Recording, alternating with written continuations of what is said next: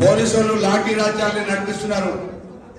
కాంగ్రెస్ నాయకులు పోలీసు వాళ్ళ అండతోని అధికారుల అండతోని గ్రామాల స్వైర విహారం చేసే అధికార పక్షం వాళ్ళు మొక్కం చెల్లక ఈ రోజు ఏం చేయాలనంటే ప్రతిపక్ష నాయకుల మీద ప్రతిపక్ష నాయకుల ఇళ్ల మీద దాడులు చేయాలనే ఉద్దేశంతో కాంగ్రెస్ నాయకులు పోలీసు వాళ్ళ సహకారంతో గద్దెలు వాలగొడుతున్నారు, ఇళ్ల మీద దాడులు చేస్తున్నారు, పొలాల మీద దౌర్జన్యం చేస్తున్నారు.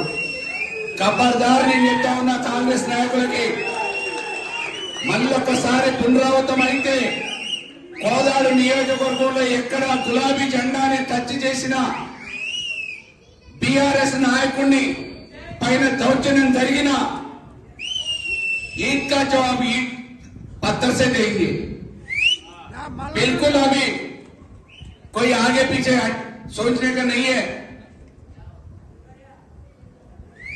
ఏలుకు ఏలు కాలు కాలుకు సమాధానం చెప్పడం మాకు కూడా తెలుసు. తప్పకుండా రేపు రానున్న భవిష్యత్తులో ఏ ఒక్క కార్యకర్త మీద ఏ ఒక్క చిన్న దాడి జరిగినా దానికి ప్రతి సమాధానంగా మేము కూడా దాడులకు దిగుతామనే విషయాన్ని పోలీసు వాళ్ళకి హెచ్చరికతో చెప్తున్నా.